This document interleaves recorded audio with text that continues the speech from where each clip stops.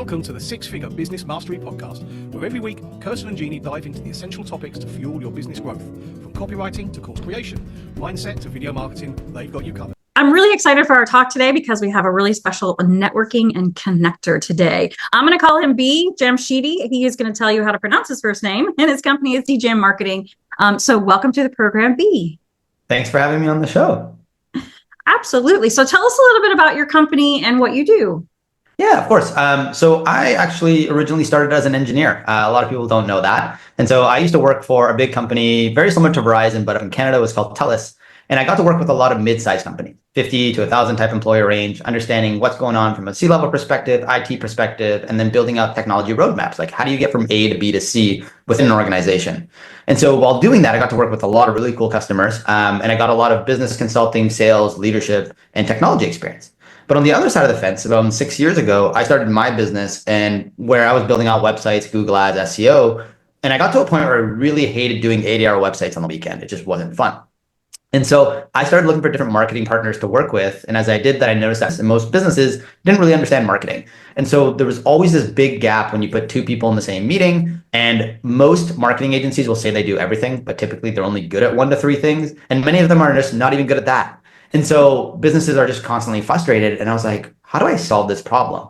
And so I started becoming this kind of middleman connector where I thought I just needed 10 marketing partners and I'd solve all the world's problems. I've now met with over 976 different marketing agencies and experts over the last 6 years. And I work with about 11% of those in my vetted network to connect with my customers. I love that you saw a really unique problem and found a very interesting and unique solution.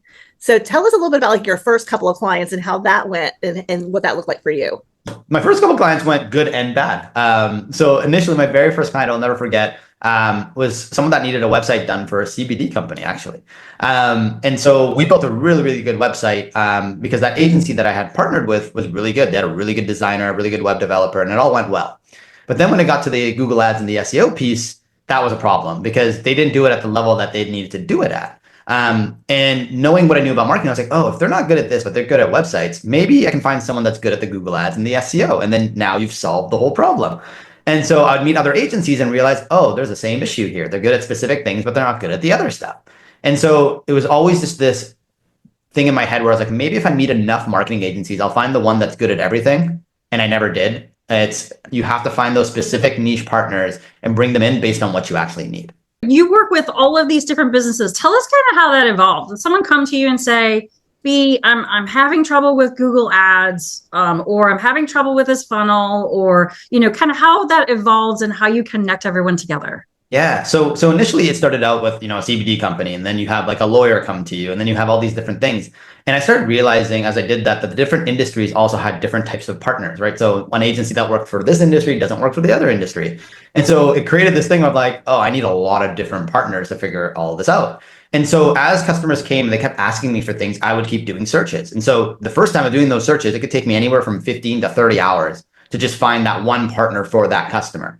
But the cool thing is when you do enough of these searches, it gets to the point where you're like, cool, I had someone ask for me this before, and it's very similar niches, and I know that this agency can do that work. And so it becomes way easier to matchmake, and it's a thing of time, right? So you could have someone come in and start running my business, build an entire database, and then try to get some customers. But the whole aspect of how this business really works is understanding, one, the business, but then also understanding the network and what they're good at. And that takes time. And then you get better and better with time, and there's no shortcut to it. I tried to find shortcuts. I'm an engineer. I try to do things efficiently, but there isn't. And so it's just the evolution of just people asking me what they need based on the industry, and then just my own internal curiosity and drive to be like, I want to find people that are good at all these different aspects. And so that's one of the reasons I haven't niched down in my business, because I actually do enjoy working with a bunch of different types of businesses, because that's what I used to do in the TELUS days too.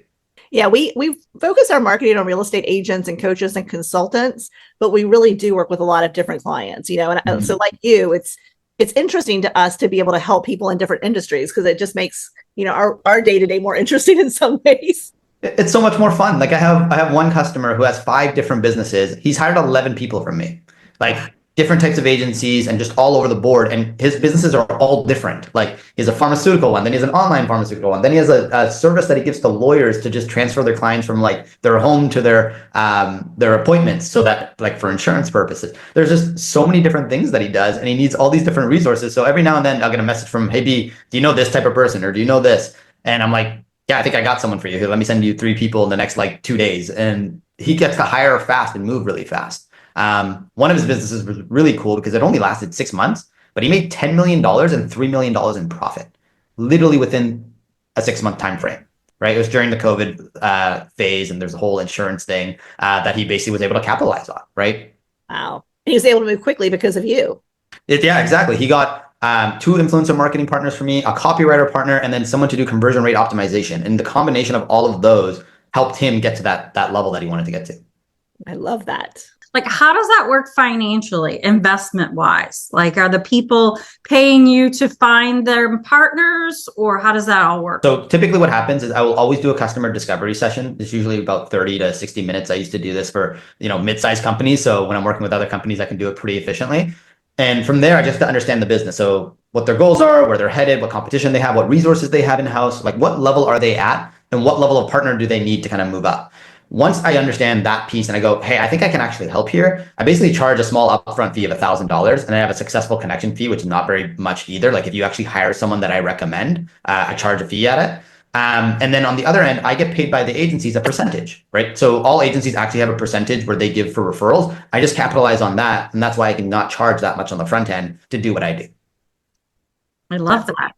So let's talk about what it looks like for businesses that want to scale up. So if they're under, say, $500,000 a year, and I'm assuming gross revenue, tell me what that looks like.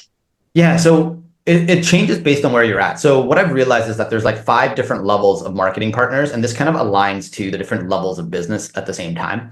And so when you're looking at level 1, you're looking at businesses that are underneath the 500K range, where you're running a lot of the day-to-day tasks like yourself. You're still, running your own Google ads or your Facebook ads, and you're trying to create stuff in Canva. And so at that stage, you're trying to offload some of the lower value tasks to freelancers and other contractors so that you get more time freed up so you can focus on the bigger aspects of your business. And when you start doing that, you start seeing your growth kind of unlock, right? And so you're not doing a lot of the day-to-day tasks. So you start moving into that $500 to kind of $3 million range, which is like the next range of growth. And in that space, you start kind of hiring value-based agencies. So like I said in the beginning, there's no one agency that can do absolutely everything. But for certain value-based agencies where you're spending a certain amount of money, but you're getting a lot of value out of it, they might be good at like 1 to 3 of your core things. And then they'll do some of the other stuff on the side of the desk, but that's okay because it's not your core thing. They're at least keeping it alive. So think about, they run your Google ads and they run your email marketing, but then they might not be doing a ton on social. They're just putting up a picture just to keep it alive, right? And that's okay. And so once you start getting to that kind of like $3 million range, and then you start trying to get to 8 figures, like passing that $10 million mark, this is where things shift. And so at your third level of partner, you're hiring either a really high like strategist, like a fractional CMO, to build you out a proper marketing strategy, because you've now figured out product market fit and you know that you can scale it. You just need an actual marketing strategy because you've been throwing things at a wall the whole time. And then the other thing you can hire at that point is now very specialized agencies. So this is where you'll hire that like very specialized social media agency, that very specialized SEO agency. And typically you'll have someone internally, whether it's a fractional CMO or marketing director, to bring that all together and make sure everything's kind of unified. And then as you're growing and you start getting to the higher range, there's the level 4 partners where they take care of certain full funnel aspects of a business. So let's say they do paid media, they build out your landing pages, they do conversion rate optimization, and then they'll do email, right? And so they take care of that whole ecosystem. So you're essentially getting 4 teams in one, and they'll only take care of specific funnels. These guys are more expensive because the retainers you're going to be spending are like $10,000 to $20,000 a month, right? And so you need to be at a certain revenue level to be able to afford a team like that, because you don't want to build it in-house. And then the final one, let's say you start getting to that enterprise world, you start working with enterprise agencies. And this is an area I don't play a lot in, but typically how that area works is they charge you really large retainers. And then on the back end, they'll go hire the specialists that they need to fulfill on the project that you're doing. So they'll have an in-house team, but they also will have a bunch of contractors they'll bring from the outside. Very interesting. Yeah, we have a lot of clients, I would say, who are under the 500,000. We definitely have some that are over, but I would say the majority of our listeners. So when you think about, like, let's say outsourcing something like Google ads or Facebook ads, because I feel like people really don't know a lot about that. So that's something they're often asking us about. who would you really like? What would be the ad spend they would need? What would it cost to have the agency at that level? Yeah. Yeah. So if you're doing like Google and Facebook ads, if you're not spending like $3,000 a month, like I would just say, don't even start. And the thing around Google ads is if you don't have a solid website, you don't have a solid like landing page or what they call a squeeze page, like a very condensed page where you're trying to grab someone's email address because then you're going to follow up with them and things like that. It doesn't make a ton of sense, right? Unless it's a service that is like emergency dental care where, like the first person they click on is likely and they answer the phone, they're coming in. If it's not a service like that, then you have to be very careful with like actually having enough money to spend because you're not getting enough data back from the algorithm to actually like get anywhere. It'll take you way too long. The other thing that they need to just be careful of is there's so many agencies in that space that are not actual like good agencies. They'll say, yeah, we'll run your Google ads or run your Facebook ads, but they don't have the team there. And if they've been like doing their business for less than 5 years, like that's a red flag. Be very, very careful in working with those types of agencies because they're going to be testing on your dollar ultimately. If you're hiring like a freelance Google ads person, like try to find someone that has experience within different agencies and has ran with solid budgets. And now they're kind of moving into that freelance space. Like you might get like $1,000 to $1,500 a month. But it is hard to find these people. Yeah. You're so right about, you can decide to do Facebook ads and you can hire someone. You can just throw that money in the trash sometimes. If they don't know what they're doing, you can spend an awful lot of money so that they can learn. I totally agree with that. 100%. We hear so many heartbreaking stories of people who literally have hired agencies and spent tens of thousands of dollars and had zero return on investment. And I think you're right. It's because maybe their landing page wasn't ideal. They maybe like they hadn't tested their product or their service enough to know. So yeah, we stay away from doing ads for our clients, but we're always looking for good resources. So now that we know you, we have a good resource.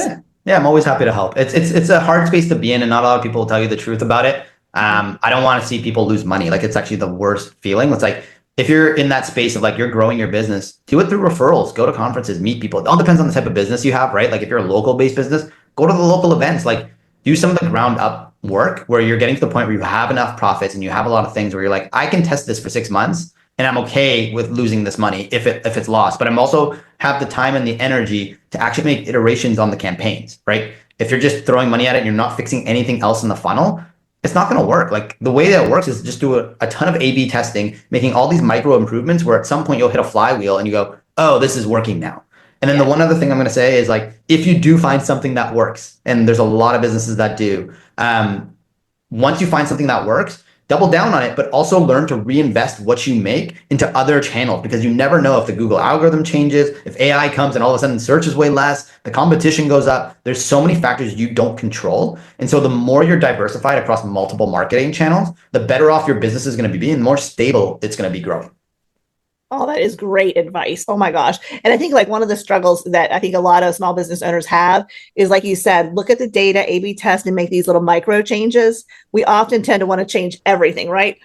It's working. I'm going to do a new landing page. I'm going to rewrite all new ads. And I think it's that concept of you're just tweaking and changing one thing at a time and testing it for a few more days, then tweaking something else. And I think most of us are not that patient. So that's why I think hiring an ads person sometimes can be the best choice. Yeah, there's not shortcuts. Marketing is hard. It takes time, just like building a team, just like figuring out your operations. It's all done in steps. And then over time, you look back in 3 or 4 years and go, wow, like we used to do ads that way and now we do it this way. Like it's a world of difference, but you don't notice those micro changes until you do them.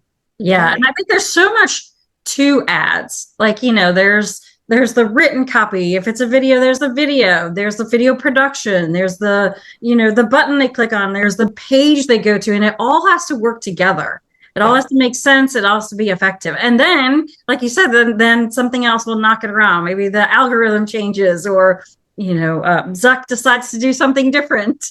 Exactly. Yeah. You have to be prepared for all of it. And the one other thing that most people don't think about when they're running ads, especially if you're small, is like, who's taking those calls? At the end of the day, like you have enough time. If this works, can you take an extra 20 to 30 calls, right? Like a week or in every 2 weeks, or do you have to hire a salesperson and train them up? Like, so you have to think about like all the order of events as they go through. Like for my business, I don't run ads. Like I do 6 figures very, very comfortably and I don't run ads yet. I have all these other channels. I have community strategies that I run. I'm going on podcasts. I build a bunch of other channels. If I get to a point where I'm like, okay, I really want to scale my business and I've gotten to a point where I'm like comfortably making a certain amount, now I can build a bit of a team around it and then go really hard into ads and then scaling. but that's not my goal. So I might also know some people who can help you. I might know a few. It's so funny when you talked about getting out and locally networking, because this whole concept of being an online business or a local business, I feel like the local businesses, whether it's your Walmart or your CVS or like your little boutique, they all have an online presence where they're selling their services or their products, because again, you're competing with Amazon. And I think it's the same thing with online businesses. Like your business may be coaching or consulting where you can work with anyone, but there's still I always say there's $1 million worth of business in your own backyard. So sometimes, like you said, getting out there, networking and building relationships and connecting with people can help you just bring in that money and start stabilizing your revenue and your income.